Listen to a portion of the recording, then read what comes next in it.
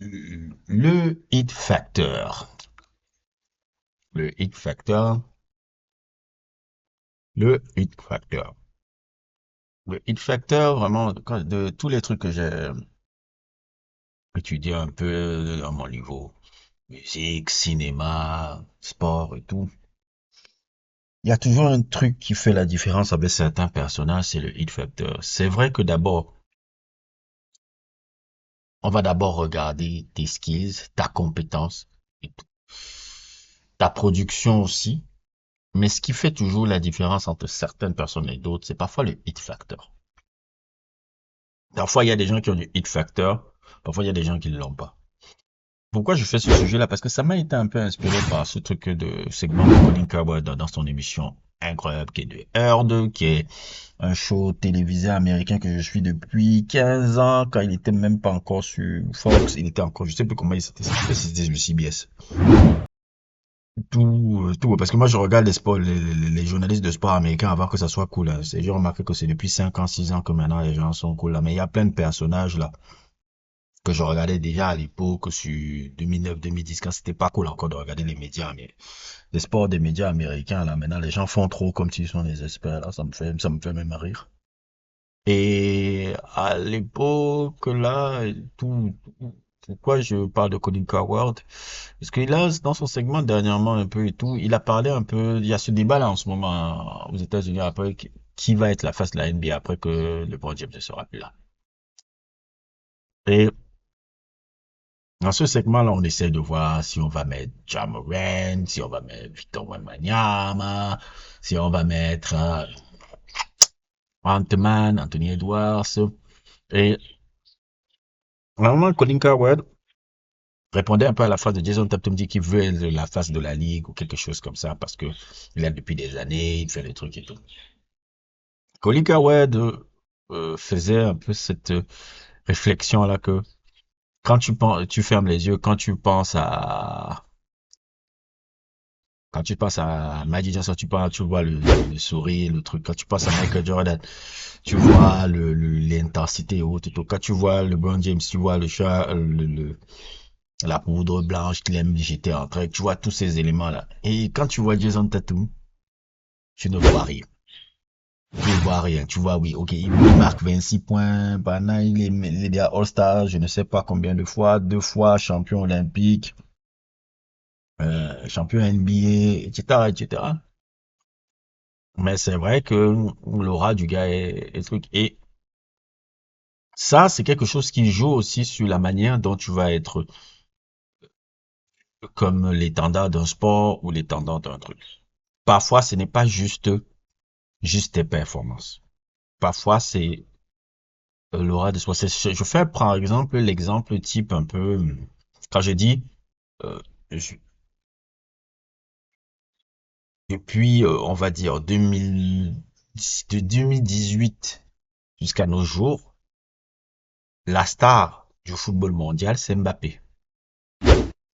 C'est Mbappé qui est la star du football mondial par la bonhomie, par ses interventions. Il est le visage de Dieu. Et 2022, sa finale l'a acté. Ça, c'est pas Erling Haaland. Erling Haaland n'a pas ce X factor. C'est un grand joueur, c'est un truc, mais il n'a pas ce truc charismatique que Mbappé a hors des médias que quand il parle, on a envie de l'écouter. Erling Haaland, quand il parle, c'est presque contre moi, on a envie de dormir. Je ferais encore prendre encore l'exemple un peu, euh, même encore revenir dans le basket, par exemple. Dans le basket, là, qu'est-ce qui fait que, par exemple, on n'aurait jamais mis des mecs comme Isaiah Thomas. Ils n'ont pas ce hit factor. Et pourtant, Isaiah Thomas, c'est mon basketteur préféré de tous les temps, hein. Pas son histoire, pas son truc, c'est ce que c'est lui que j'adore. Mais jamais on ne mettrait un gars comme ça à la face de la NBA. Donc, quand tu es à la face de la NBA et autres, tout, il y a beaucoup de critères. Il y a un critère même déjà même de charisme. Il y a un critère, parfois même un peu, je dirais pas de beauté, mais quelque chose de charismatique qui fait que le public a envie de te suivre. Par exemple, Zion Williamson avait tout pour devenir la face de la NBA. Mais après, il a flanché avec ses problèmes de poids, des trucs et autres. Mais Zion Williamson, c'était lui, après LeBron James, qu'on avait donné les clés. Ça se voyait, il faisait même déjà les affiches de NBA 2K. Tu sentais, ok, dès que LeBron part, Zion va avoir les clés. On va avoir les clés. Et là, maintenant, Victor Wembanyama ne peut pas être la face de la ligue parce qu'il est européen. Les Américains ne peuvent pas laisser un Européen être la face de la ligue. Et aussi, n'est pas bankable en termes de médias parce que le gars est concentré tellement sur son jeu. On sent qu'il n'est même pas dans le truc, il ne va pas jouer le jeu des médias. Donc voilà. Et puis, c'est ça un peu. Même dans le foot, il y a eu combien de grands joueurs que vous connaissez dans l'histoire du foot n'ont pas eu ce hit factor là dans leur carrière. Je vais prendre un exemple un peu tout bête. Paul Scholes, qui est pour moi, si je regarde un peu dans les années 90, peut-être le plus beau joueur anglais des années 90-2000, pour moi. Mais il n'avait pas le hit factor. Aucun truc, ne parlait pas trop dans les médias, blablabla. Bla, bla, bla. Par contre, un de ses camarades de la génération de Manchester, là, je sais pas si c'est la génération de la classe 92, 93, je sais plus comment on la classe là. Les Giggs, Nicky Butt et tout. Là. Beckham, très grand joueur, hein, mais Post que c'est le plus grand joueur que lui pour moi. Lui, il était devenu, lui, il avait le hit factor qui avait été beaucoup transformé par sa femme, puisque c'est sa femme qui l'a rendu très fashionista, très top modèle, qui jusqu'à aujourd'hui, l'image de Beckham continue encore, juste par rapport à sa femme qui a su véritablement le transformer. Alors que c'est quelqu'un qui n'est même pas dans ce délire-là à la base. Il avait développé ce hit factor-là. On va voir un peu dans la Formule 1, c'est la différence qu'il y a eu entre Alonso et Lewis Hamilton. Lewis Hamilton avait le hit factor. Alonso, même pour tu parles au lambda guide sur les trucs de Formule 1, il oublie qu'il y a Alonso. Idem encore pour Prost et Ayrton Senna. Tu vois Prost, tu le regardes, tu dis bon ok, il est bien sympa, mais tu vois Ayrton Senna beaucoup plus beau, beaucoup plus tuque, brésilien. Tu vois, ça évoque quelque chose. Avec la fille, c'était quoi, avec Stéphanie de Monaco, je ne sais pas quoi, avec qui, Caroline de Monaco, je ne sais pas, il était avec des enfants de Régnier. Donc tu vois un peu, il y a quelque chose, il y a une storyline, oui, la fille de la fille du prince, la fille du prince de Monaco avec l'automobiliste sportif et autres et tout, tu vois, ça fait Paris Match, bla bla bla bla bla. C'est pas Alain Prost qu'elle a fait Paris Match, mec. C'est pas Alain Prost qu'elle a fait Paris Match. Alain Prost, tu le vois là, le truc là-bas, tu as l'impression que c'est un professeur de physique. C'est pas un truc, c'était la même chose aussi avec, comment il s'appelle là, James Hunt et Niki Loda. James Hunt faisait beaucoup plus parler les médias à l'époque que Niki Loda. Niki Loda, ouais, oh, non, c'est ça. Il y a toujours ce facteur hit qui fait que certaines personnes vont briller par rapport à d'autres, alors que peut-être à talent et contribution équivalentes, ils sont parfois pareils, mais ça fait la différence. Je vois même aussi dans le niveau même du cinéma. Vous voyez ces deux personnages qui apparaissent devant vous. Pour les cinéphiles, vous savez qui est le gars à gauche. Mais pour les autres, là, pour beaucoup de gars qui regardent le cinéma, il y a ce gars à droite est très reconnu. Pourtant, tu me demandes entre les deux, qui est peut-être l'acteur le plus brillant des deux. Parfois, j'ai envie de dire, même parfois, le gars d'à droite est mieux, hein, Montgomery Cliff. Les gens comme Marlon Brando, mais parfois, le grand public ne savent pas qui est. Tu n'es pas de Montgomery Cliff.